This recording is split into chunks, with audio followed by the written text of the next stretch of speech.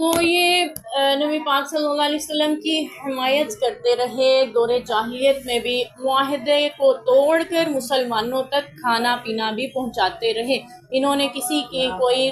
پرواہ نہیں کی۔ اور پھر نبی پاک صلی اللہ علیہ وسلم جب طائف کے سفر پر گئے تھے، آپ صلی اللہ علیہ وسلم نے طائف کے سرداروں کو، لوگوں کو دعوت دی تھی، تو طائف کے لوگوں نے نبی پاک صلی اللہ علیہ وسلم کی دعوت کو نہ صرف رد کر دیا تھا بلکہ آپ صلی اللہ علیہ وسلم کے ساتھ توہین آمیز سلوک بھی کیا تھا، جس کو ہم بارہا تاریخ کے واقعات میں پڑھتے ہیں۔ تو فرشتے نے آ کے عرض کی تھی کہ اللہ کے حبیب آپ حکم کریں ان دو پہاڑوں کے درمیان طائف کے لوگوں کو پیس کے رکھو، تو آپ نے فرمایا تھا نہیں ہو سکتا ہے، ان کی آنے والی نسلیں اسلام قبول کر لیں۔ اور پھر آپ صلی اللہ علیہ وسلم سے کہا کہ آپ ان کے لیے بد دعا کر دیں، آپ نے اپنے دونوں ہاتھ اٹھائے اور دعا کی تھی اللہ طائف کے لوگوں کو ہدایت عطا فرما دے۔ اور پھر اللہ تعالیٰ نے ایک وقت آیا کہ اپنے نبی کی اس دعا کو پورا فرمایا اور طائف کے لوگ مسلمان ہو گئے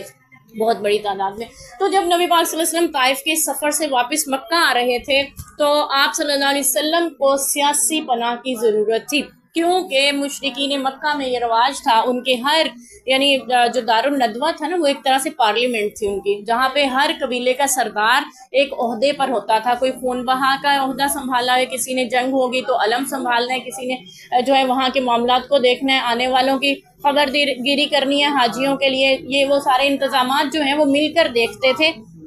اور ان میں سے یہ کچھ ان کے اصول بھی تھے کہ اگر کوئی بھی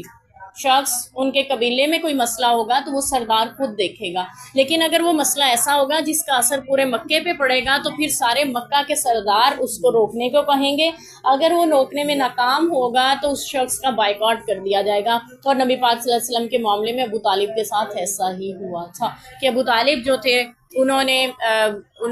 ان سے کہا گیا کہ آپ اپنے بھتیجے کو روکیں، کیونکہ یہ نعوذ باللہ بغاوت پھیلا رہا ہے مکہ میں، ہمارے خداؤں کے خلاف ایک نیا دین اٹھا کے کھڑا ہو گیا ہے اور ہمارے نوجوان اس سے متاثر ہو کے اسلام قبول کرتے جا رہے ہیں، تم اس کو روکو۔ تو انہوں نے جب نبی پاک صلی اللہ علیہ وسلم سے بات کی تو آپ صلی اللہ علیہ وسلم نے فرمایا تھا میرے دائیں ہاتھ پہ چاند اور بائیں پہ سورج بھی لا کے رکھ دیں تو چچا جان میں اس دعوت سے پیچھے نہیں ہٹنے والا۔ انہوں نے کہا تھا کہ اپنے بوڑھے چچا کی کمر پہ یہ بوجھ نہ لاڈ دو، میں اتنے لوگوں کی مخالفت نہیں سہ سکتا، لیکن جب اپنے بھتیجے کی استقامت دیکھی تو کہا تھا بھتیجے آج کے بعد تو اپنا کام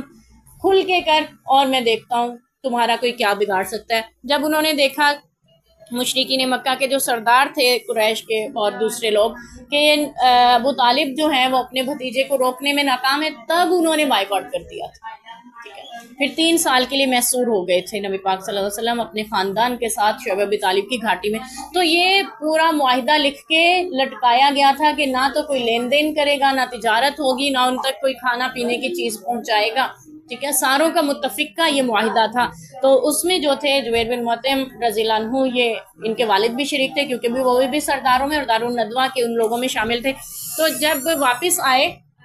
آپ صلی اللہ علیہ وسلم طائف کے سفر سے محصور ہونے سے پہلے کا واقعہ، یہ نا شعیب طالب کی گھاٹی میں محصور ہونے سے پہلے کا واقعہ، تو اس وقت چونکہ مکہ چھوڑ کر آپ جانے کا ارادہ کر چکے تھے طائف کے کہ وہاں پہ اگر پناہ مل جائے تو میں وہاں پہ ہی دین کا کام کروں گا، تو واپس مکہ آنے کے لیے مکہ والوں کی طرف سے آپ کے پہ دروازے بند کر دیے گئے تھے۔ آپ نے ایک کو پیغام بھیجا کہ مجھے امان دی جائے تاکہ میں مکہ میں داخل ہو جاؤں، دوسرے کو بھیجا سرداروں میں سے، انہوں نے کہا ہم مخالفت مول نہیں لے سکتے، تو پھر آپ صلی اللہ علیہ وسلم نے مطعم بن عدی کو پیغام بھیجا جو جبیر بن مطعم کے والد تھے کہ آپ مجھے امان دیں، میں مکہ میں آنا چاہتا ہوں۔ تو مطعم نے نہ صرف خود بلکہ اپنے بیٹوں کو بھی ساتھ لیا اور ہتھیار سجا کر نبی پاک صلی اللہ علیہ وسلم کی حفاظت کے لیے اپنے بیٹوں غلاموں کو ساتھ لے کے نبی پاک کو اپنے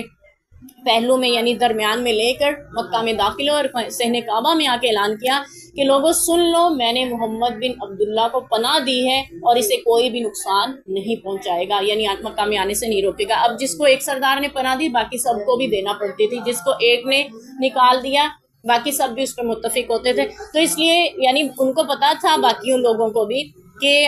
سب مخالف بھی ہو سکتے ہیں، لیکن جبیر بن مطعم بن عدی جو تھے وہ اس قدر نیک اور خدا ترس انسان تھے، باقی لوگوں پر اتنی بھلائیاں اور احسان تھی کہ وہ ان کی مخالفت میں آ کر کھڑے نہیں ہو سکے، اور انہوں نے کہا کہ ٹھیک ہے جس کو تم نے پناہ دی ہم بھی اسے پناہ میں سمجھتے ہیں۔ تو یوں آپ صلی اللہ علیہ وسلم جب داخل ہوئے تھے مطعم بن عدی رضی اللہ عنہ یہ نبی پاک کو لے کر آئے اور آپ کو امان ملی اور آپ پھر سے مکہ میں آ گئے اور وہاں پہ دین کا کام کرنے لگے، لیکن پھر ایسا ہوا کہ اس کے بعد تو جب غزوہ بدر ہوا تو اس میں جبیر بن مطعم رضی اللہ عنہ جو تھے وہ شریک نہیں ہوئے. تو انہوں نے کہا کہ وہ شریک نہیں ہوئے تھے، البتہ بدر کے قیدیوں کو چھڑوانے کے لیے مدینہ پہنچے. نبی پاک صلی اللہ علیہ وسلم کے پاس بدر کے جو قیدی تھے وہاں پہ آپ ان کو چھڑانے کے لیے گئے. تو کہتے ہیں کہ نبی پاک صلی اللہ علیہ وسلم اس وقت مسجد میں تھے اور سورۃ طور کی تلاوت فرما رہے تھے نماز میں. کہتے ہیں میں نے جب اس سورت کو سنا مجھے لگا میرا کلیجہ پھٹ جائے گا، اس قدر رقت آمیز آواز تھی کہ میں بمشکل برداشت کر پا رہا تھا اس کو. پھر جب نماز مکمل ہوئی میں نے بدر کے قیدیوں سے متعلق بات چیت کی تو آپ صلی اللہ علیہ وسلم نے فرمایا تھا اگر آج تمہارے والد زندہ ہوتے اور مجھے بدر کے قیدیوں کو آزاد کرنے کے لیے کہتے تو میں بغیر فدیے کے سب کو آزاد کر دیتا، کیونکہ ان کا مجھ پر بہت بڑا احسان ہے. یہ آپ صلی اللہ علیہ وسلم نے ان کے ساتھ شفقت فرمائی. پھر جب یعنی بعد میں جا کر وہ صلح حدیبیہ کے بعد فتح مکہ سے پہلے